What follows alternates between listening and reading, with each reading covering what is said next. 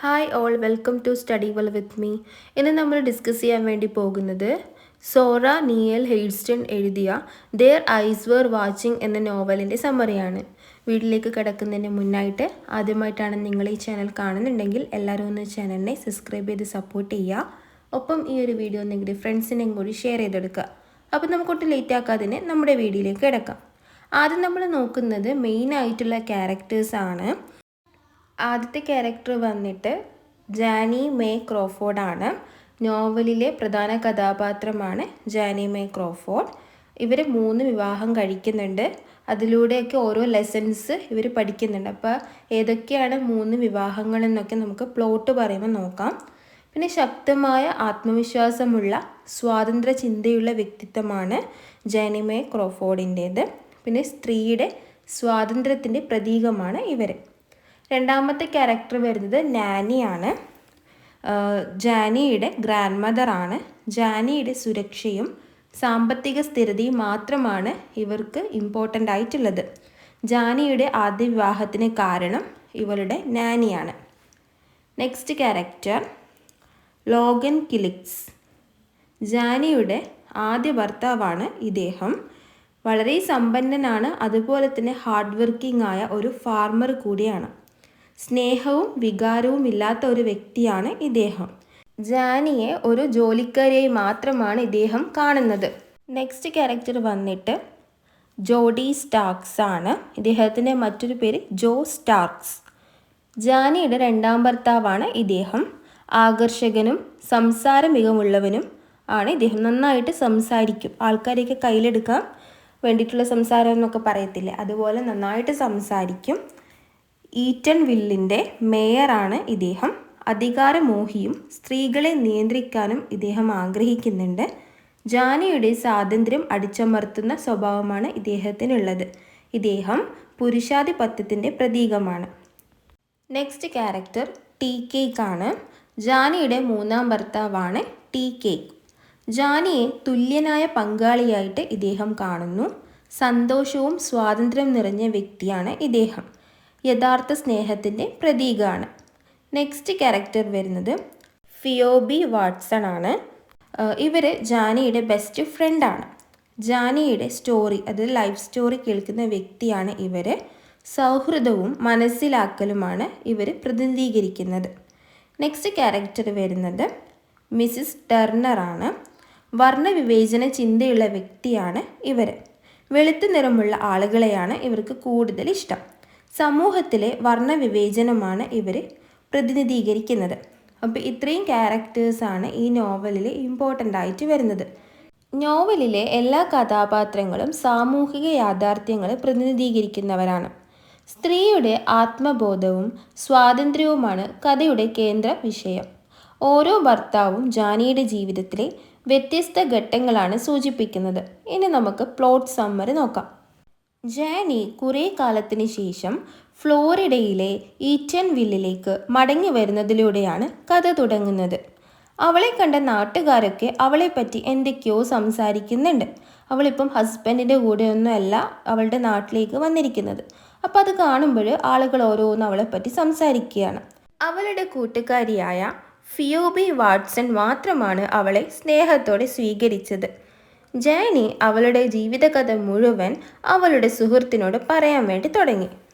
അവൾ ആദ്യം പറയുന്നത് അവളുടെ കുട്ടിക്കാലവും നാനിയുടെ സ്വാധീനവുമാണ്. ജാനിയെ വളർത്തിയത് അവളുടെ ഗ്രാൻഡ് മദറാണ്. അവർ മുൻപ് വെള്ളക്കാരുടെ അടിമയായി ജീവിച്ച ആളായിരുന്നു. അതുകൊണ്ട് തന്നെ ജീവിതത്തിൽ സുരക്ഷയും സ്ഥിരതയും പ്രാധാന്യമാണെന്ന് നാനി വിശ്വസിച്ചു. ഒരു ദിവസം ജാനി മരത്തിനടിയിൽ പൂക്കളൊക്കെ നോക്കി കിടക്കുകയായിരുന്നു. അവിടെ അവൾ സ്നേഹത്തെക്കുറിച്ച് ഒരു സ്വപ്നം കണ്ടു. അവളുടെ ഗ്രാൻഡ് മദർ ജാനിയെ അവളുടെ സുരക്ഷിതമായ ജീവിതത്തിനായി ലോഗൻ കിലിക്സ് എന്ന പണക്കാരനുമായി വിവാഹം കഴിപ്പിക്കുന്നു. അയാൾ വലിയൊരു കർഷകനാണ്. പക്ഷെ അയാൾക്ക് ജാനിയോട് സ്നേഹമൊന്നും ഉണ്ടായിരുന്നില്ല. അതുകൊണ്ട് തന്നെ അവളുടെ ജീവിതത്തിൽ സന്തോഷവും ഉണ്ടായിരുന്നില്ല. അയാൾക്ക് ധാരാളം ഭൂമിയുണ്ട്, കാളകളുണ്ട്, ധാരാളം പണവുമുണ്ട്. അതുകൊണ്ട് അവളുടെ ഗ്രാൻഡ് മദർ വിചാരിച്ചു അവൾക്ക് നല്ലൊരു ജീവിതം കിട്ടുമെന്ന്. ലോഗൻ കിലിക്സ് അവളോട് സംസാരിക്കാറേ ഇല്ലായിരുന്നു. അവളെ ഒന്ന് ശ്രദ്ധിക്കാറ് പോലുമില്ല. അയാൾ ജാനിയെ ഭാര്യയായിട്ടായിരുന്നില്ല കണ്ടത്, മറിച്ച് അവിടുത്തെ ഒരു ജോലിക്കാരിയായിട്ടാണ് കണ്ടത്. അയാൾ അവളെ കൃഷിപ്പണികൾ ചെയ്യാനായിട്ട് ഒരുപാട് നിർബന്ധിക്കാൻ തുടങ്ങി. ഈ വിവാഹത്തിൽ ജാനിക്ക് നിരാശയാണ് തോന്നിയത്. പണ്ട് മരത്തിനടിയിൽ കിടന്ന് അവൾ കണ്ട സ്നേഹത്തിൻ്റെ സ്വപ്നം തകർന്നു പോവുകയാണ് ഇവിടെ. അപ്പോൾ അവൾ മനസ്സിലാക്കുന്നു, ജീവിതത്തിൽ സുരക്ഷ മാത്രം പോരാ, എന്തുകൂടി വേണം? സ്നേഹവും സ്വാതന്ത്ര്യവും കൂടി വേണം. ലോഗൻ ജാനിയുടെ ഇമോഷൻസ് ഒന്നും മനസ്സിലാക്കുന്നില്ല. അവളുടെ ദുഃഖത്തെ അയാൾ പരിഹസിക്കുന്നു. ഈ അവഗണനയാണ് ജാനിയെ ഈ വിവാഹത്തിൽ നിന്ന് ഒഴിഞ്ഞു പോകാനായിട്ട് പ്രേരിപ്പിക്കുന്നത്. ജാനിയുടെ ജീവിതത്തിലെ രണ്ടാം വിവാഹം ജോ സ്റ്റാക്സ് എന്ന ആളുമായിട്ടാണ്. ലോഗൻ ക്ലിക്സുമായുള്ള സ്നേഹമില്ലാത്ത വിവാഹത്തിൽ നിന്ന് രക്ഷപ്പെടാൻ ജാനി ജോ സ്റ്റാക്സിനൊപ്പം പോവുകയാണ്. വലിയ സ്വപ്നങ്ങളും അതുപോലെ വലിയ സംസാരക്കാരനുമാണ് ജോ സ്റ്റാക്സ്. അയാൾ അവളോട് അയാളുടെ സ്വപ്നങ്ങളൊക്കെ പറഞ്ഞപ്പോൾ അവൾക്ക് തോന്നി ഇതായിരിക്കാം അവൾ കണ്ട ആ സ്വപ്ന ജീവിതം. ജാനി ജോ സ്റ്റാക്സിൻ്റെ കൂടെ ഈറ്റൻ വില്ലിലെത്തി. അവിടെ ജോ കറുത്തവർ മാത്രം താമസിക്കുന്ന പട്ടണമുണ്ടാക്കി. അവൻ അവിടെ ഒരു കട തുടങ്ങി, ഭൂമി വാങ്ങി, അവിടുത്തെ മേയറുമായി. ജാനി മേയറുടെ ഭാര്യയായി, സമൂഹത്തിൽ വലിയ ബഹുമാനവും കിട്ടി. എന്നാൽ ഈ വിവാഹത്തിൽ ജാനിക്ക് സന്തോഷം കിട്ടിയില്ല. അവൾക്ക് സ്വന്തം അഭിപ്രായങ്ങൾ പറയാൻ പോലും സ്വാതന്ത്ര്യം അയാൾ കൊടുത്തിട്ടുണ്ടായിരുന്നില്ല. ജോ ജാനിയുടെ മുടി മറച്ചു വയ്ക്കാൻ അവളെ നിർബന്ധിക്കുന്നു. കാരണം അവളുടെ സൗന്ദര്യം മറ്റാരും കാണരുത്, താൻ മാത്രം അത് കണ്ട് ആസ്വദിച്ചാൽ മതി എന്നായിരുന്നു അയാളുടെ നിലപാട്. ഇത് അയാളുടെ അസൂയയും സ്ത്രീയെ നിയന്ത്രിക്കാനുള്ള മനോഭാവവുമാണ് കാണിക്കുന്നത്. വർഷങ്ങൾ കഴിയും തോറും ജാനിയും ജോയും തമ്മിലുള്ള ബന്ധം കൂടുതൽ വഷളാകുന്നു. ജോ ജാനിയെ മാനസികമായി പീഡിപ്പിക്കാൻ തുടങ്ങി. അവൾ മൗനത്തിലായി. അവൾ പിന്നെ ഒന്നും സംസാരിക്കാറില്ലായിരുന്നു. അവളുടെ മനസ്സിൽ അവൾ ചിന്തിക്കാൻ തുടങ്ങുന്നു. കാലം കൂടുന്തോറും ജോയുടെ ആരോഗ്യനില മോശമായി. അയാളുടെ ജീവിതത്തിലേക്ക് പരാജയവും സംഭവിച്ചു. രോഗവും കൂടി പരാജയം വന്നതോടെ അയാൾ കൂടുതൽ ദുഷ്ടനായി. ജാനി അയാളുടെ പുരുഷാധിപത്യത്തെ ചോദ്യം ചെയ്തു. അവസാനം ജോ മരിക്കുകയാണ് ചെയ്യുന്നത്. അതായത് രോഗം വന്നിട്ട് അയാൾ മരിച്ചുപോയി.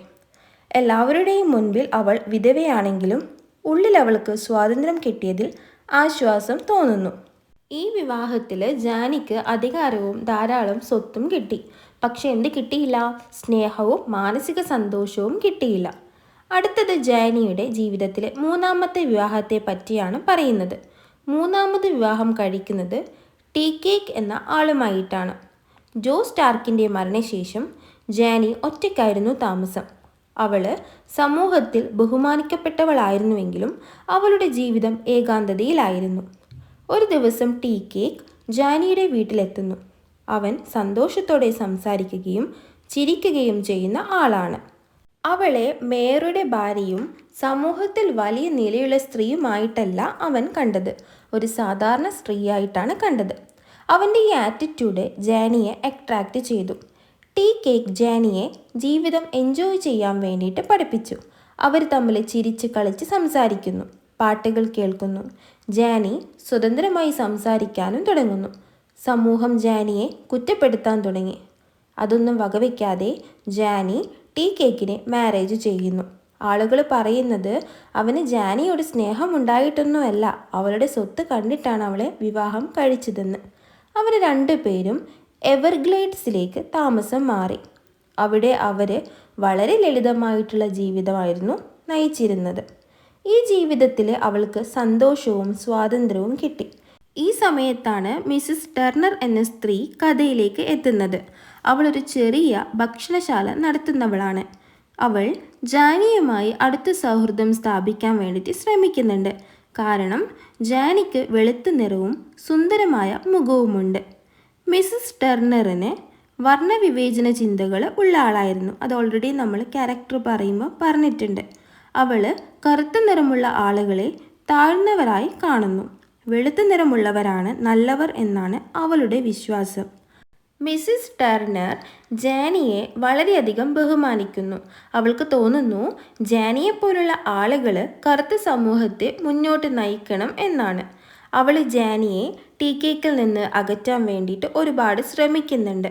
കാരണം ടീ കേക്ക് ഇരുണ്ട നിറമുള്ളവനാണ്. ജാനിക്ക് ടീ കേക്കിനേക്കാൾ നല്ലൊരു വെളുത്ത നിറമുള്ള ഭർത്താവ് വേണമെന്നാണ് അവളുടെ അഭിപ്രായം. മിസ്സിസ് ടെർണർ ടീ കേക്കിനെ ഇഷ്ടപ്പെടുന്നില്ല.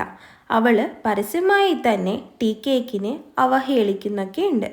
ഇത് ടീ കേക്കിനെ വല്ലാതെ ദേഷ്യം പിടിപ്പിക്കുന്നു. ടീ കേക്ക് അവളുടെ ചിന്താഗതിയെ വെറുക്കാൻ തുടങ്ങുന്നു.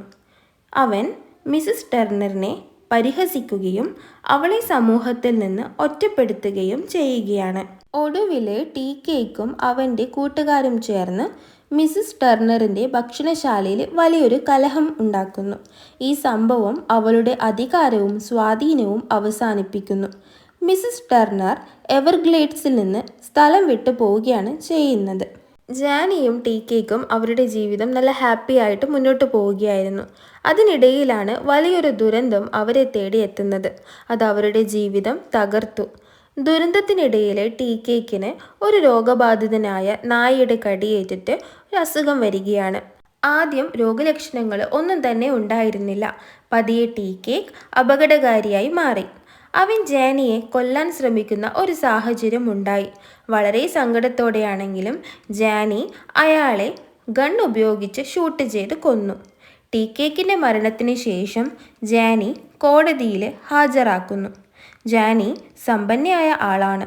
അതുകൊണ്ടാണ് സമ്പത്തില്ലാത്ത ടീ കേക്കിനെ കൊന്നതെന്ന് സമൂഹം പറഞ്ഞു. കോടതിയിൽ ജാനി വളരെ ശാന്തമായി നിന്നു. അവൾക്ക് സങ്കടമുണ്ടെങ്കിലും അവൾ അതൊന്നും പുറത്ത് കാണിച്ചില്ല. ജാനിയുടെ വക്കീൽ സത്യാവസ്ഥ കോടതിയിൽ അവതരിപ്പിച്ചു. മർഡർ ചെയ്യാനുണ്ടായ റീസണെല്ലാം അവർ കോടതിയിലെ ജൂറിയുടെ മുന്നിൽ പറഞ്ഞു. ജാനി തന്നെ സാക്ഷിപീഠത്തിൽ കയറി സംസാരിക്കുന്നു. അവൾക്ക് ടീ കേക്കിനുള്ള സ്നേഹം തുറന്നു പറയുന്നു. അവനെ കൊല്ലേണ്ടി വന്നതിൽ അവൾ വളരെയധികം സങ്കടപ്പെടുന്നുണ്ടെന്നും അവളുടെ വാക്കുകളിൽ കള്ളമില്ലെന്ന് ജൂറിക്ക് മനസ്സിലായി. കോടതി അവളെ വെറുതെ വിട്ടയച്ചു. എന്നാൽ ബ്ലാക്ക് പീപ്പിൾ ഇവളെ വൈരാഗ്യത്തോടെയാണ് നോക്കിയത്. ജാനിക്ക് ടീ കേക്കിനോടുള്ള സ്നേഹം അവർക്ക് മനസ്സിലാക്കാൻ കഴിഞ്ഞില്ല. കോടതി വിട്ടിറങ്ങിയ ജാനി തകർന്ന മനസ്സോടെ ടീ കേക്കിനെ സംസ്കരിക്കുന്നു. അവൾക്ക് വലിയ ദുഃഖമുണ്ട്. ഈ വിചാരണ ജാനിയുടെ ജീവിതത്തിലെ അവസാന പരീക്ഷണമാണ്.